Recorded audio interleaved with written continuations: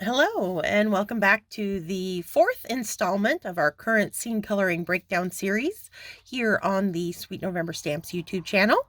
I am Amy, and I am co-owner and illustrator for Sweet November Stamps, and we are still celebrating Mermaid with this deep sea trench bubble vent kind of scene that we're working on over the last few weeks using stamps from the new Mermaid clear release that just hit the store this month.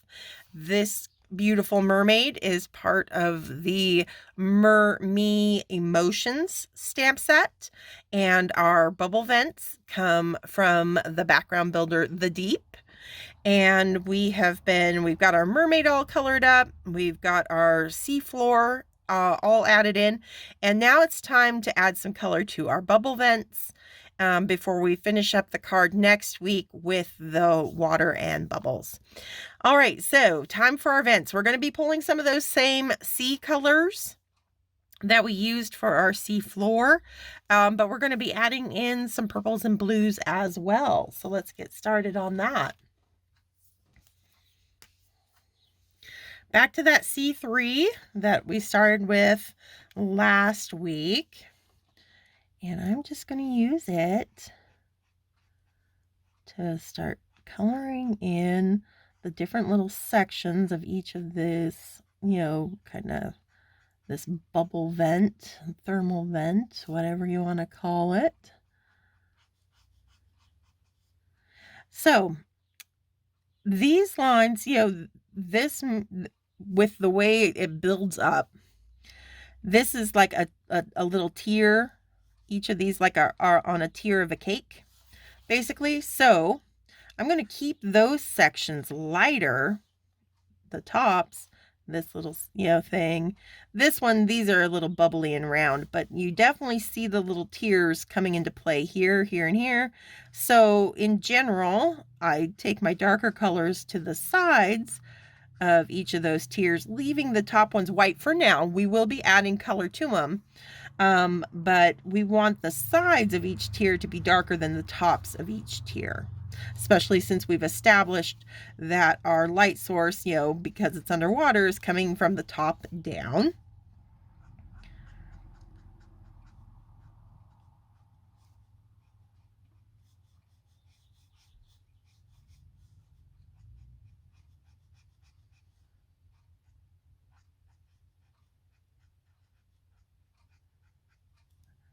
Okay. And we'll do them one at a time. We'll tackle those ones next. All right, so with the C3 in place, I think I'm going to start kind of pulling in my purple colors that I want to have in our scene. And I think I'm going to start with some BV 34. Something with a little bit of gray tone to it, since we are kind of combining grays with our violets, our blue violets here.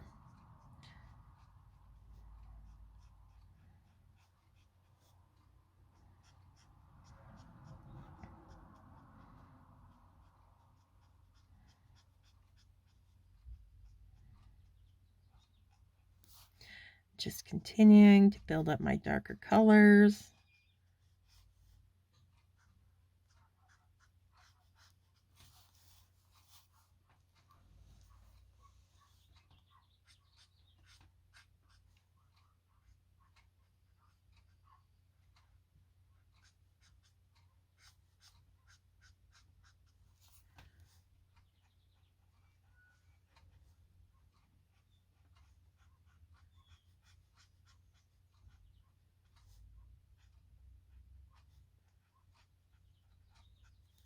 Okay.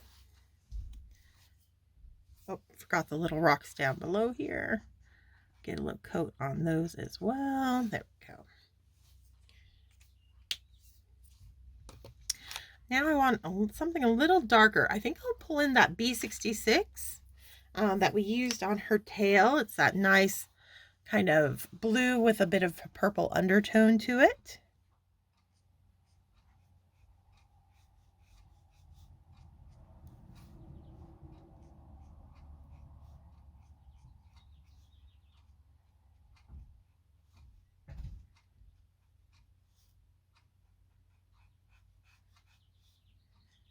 And you can see, you know, I'm not being very precise with my coloring because at this point I'm just laying down my colors so I know dark versus light, and I'm not trying to make them smooth or pretty or anything yet. Just getting my colors down, kind of figuring out my color palette too, kind of on the fly here.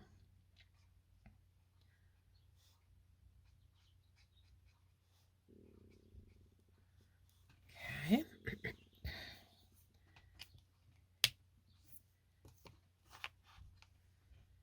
And I think from the 66, I'm going to go back to my C's and bring in a little bit of C7. So even though I've jumped from grays to the blues and blue violets, what I've done though, you can see here, and why it's going to work is I'm always my numbers of the markers that I'm using. So my lightest, even though it's a C, it ends in a 3. My next color up ended in a 4. My next color up ended in a 6. And now my darkest color is going to be this, ends in a 7. So it doesn't matter so much the color family, as I've consistently, worked up that number system from light to dark. And so that's what's going to help make this work, even though I'm jumping between cool grays, blue violets, and blues in this combination. So just that's one of, just as you're kind of coloring and playing with making different combinations, just my recommendation is just always pay attention to that last number, and always make sure you're working from either dark down to light or light up to dark, no matter what colors those markers happen to be. All right, so a little bit of C7 just for our contrast, our little thermal vent here.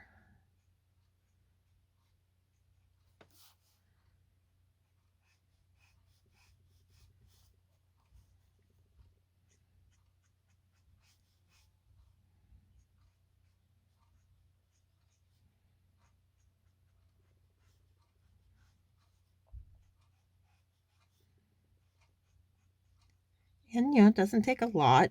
Pretty narrow line work with this C7. Little goes a long way, the darker colors you've got. I think I'll even run it over the tops just to, since my ink pad's not super juicy, so it really fills that in nice and dark. There we go. Now I'll go back to that B66, and this is where I am going to start smoothing things out and cleaning up that brushwork that I was a little, fast and loose with the first time around. But now I'm actually, melding my colors together. So I want to take my time, really let this blue kind of pull out that C7.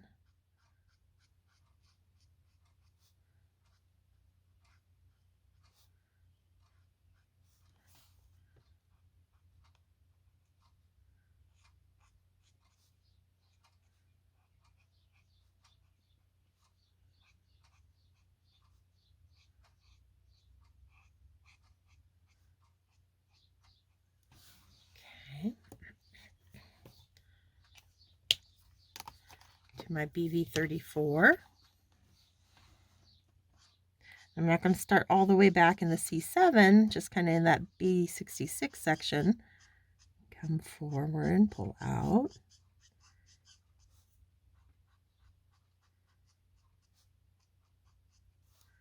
And here's where I am going to start getting color on the tops of our little tiers on the vents here. So the little shadows that the top tier is casting down, I'm going to add some color at the base of each tier.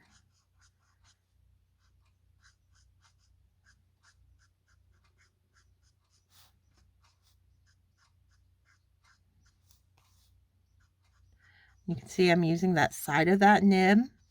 So I'm really pulling color. Nice wide, smooth application. So I'm not getting a lot of scratchy little individual lines. We're not trying to create hair texture, fur texture, or anything. I just, nice smooth rock.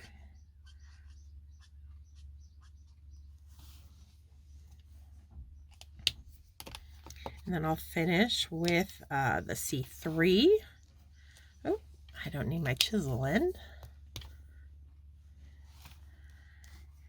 And I think I'm going to fill it all in. Now, if you wanted this or if you're coloring something like this to have a really bright highlight, I would recommend leaving some white showing. But because I'm, doing such a deep sea scene, I don't want the light to be that bright. So I am going to go ahead and fill in any white space that I have left showing with this C3. So it's all just in the story you're telling. What's the location of that scene you're creating, and then just kind of coloring appropriately.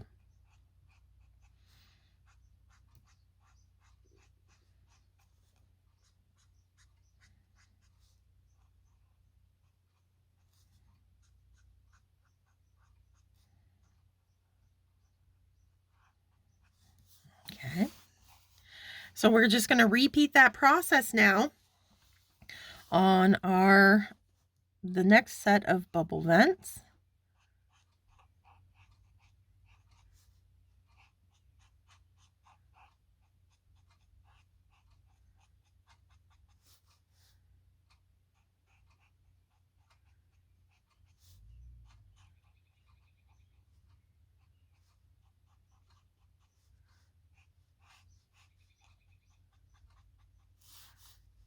Let's see. So we just got kind of sweeping there. Let's pull color here. We'll create kind of a little almost ramp kind of tier on that one. There we go. Add some color there. Okay.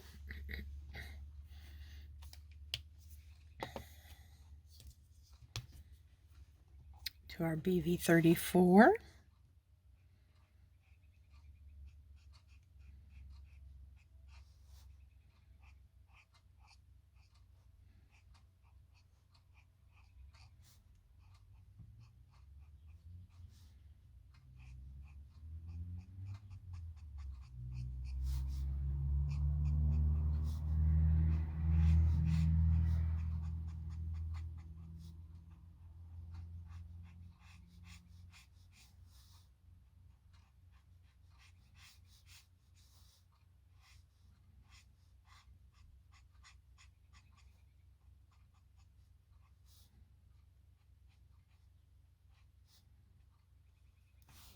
Okay.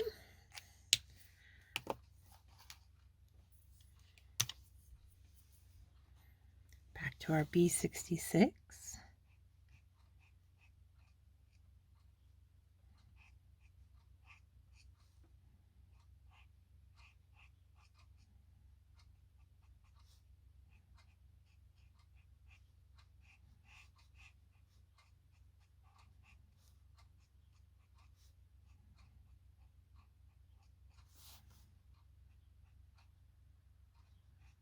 Working a little bit more carefully whenever I get close to her tail down here.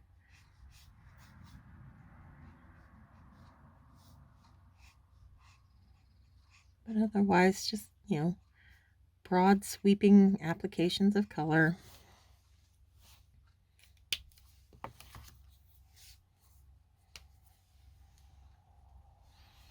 Our C7.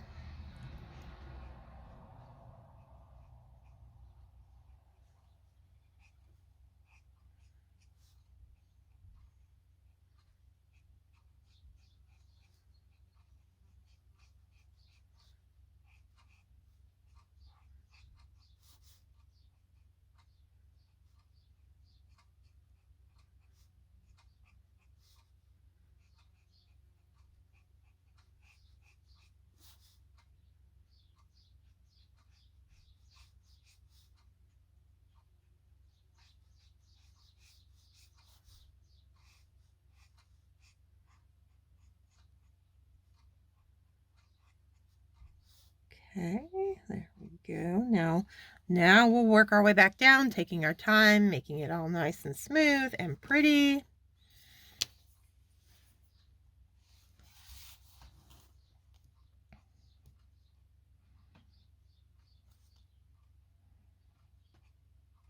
Much more detail orientated this time around, making sure filling in the spaces with nice smooth brush strokes.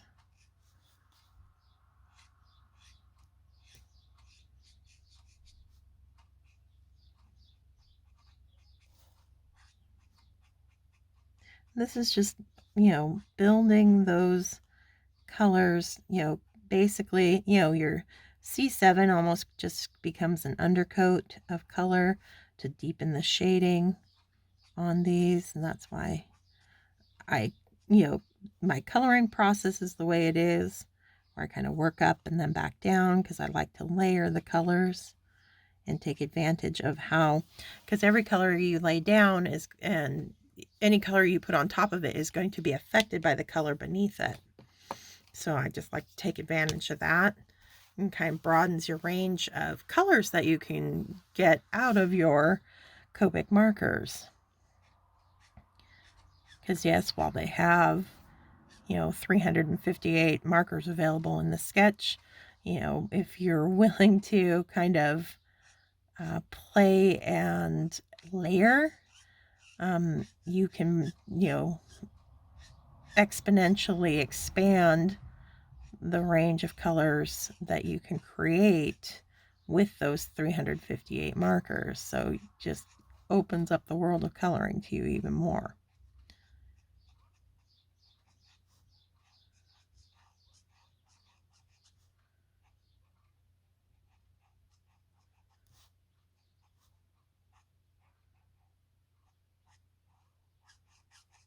There we go. Oh, and this is where I want to start creating those little drop shadows with my BV34. There we go.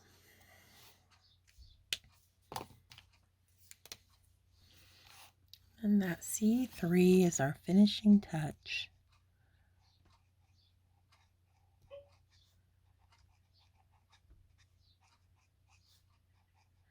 And just like on her tail, and I've got little areas where I might have gone outside of the artist drawn lines a little bit, and I am not stressed about that at all, knowing that we will be adding in water around these that will camouflage that little bit of excess ink, so I'm not going to even worry about trying to push it or anything. It's kind of the fun thing about doing these watery scenes. It's like very forgiving in that aspect. Okay. All right. So because we want this guide to look like it's further away from us than these first two vents, we're going to be doing a little bit lighter color palette on it. So rather than the C3, I'm going to come in with a C2.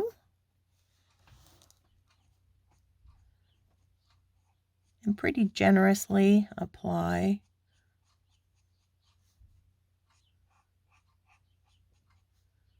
that C2 to it. And I think I might even, I'll go BV31. It's technically lighter, but it'll add a little bit of that purple.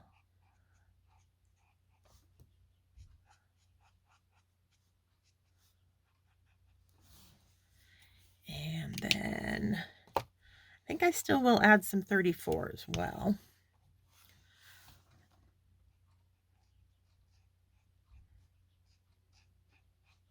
And it'll become one of my darker colors rather than that B66. There will be no C7 in this one. I think instead we'll do a C4. Keep it very muted, less distinct, and that's what's going to help push it further back in our scene compared to these front two vents.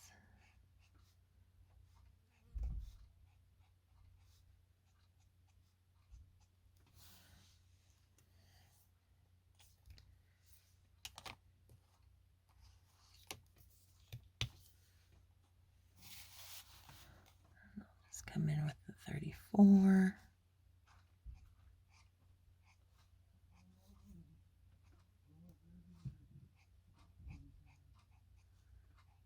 Okay, some 31.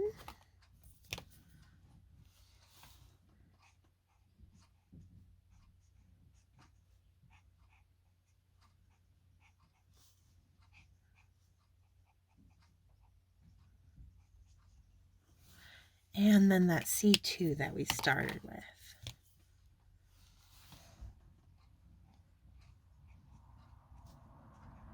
And that gives us a much lighter vent than our front two vents. And I'll get even pushed even further back once we start putting in our water, which will be next week. And I'm not going to, usually on like sea rocks and stuff, you can have fun adding like algae and stuff growing on it, but because of the nature of this, the thermal vents that we're going to be creating, I'm going to leave it just plain rock in this instance.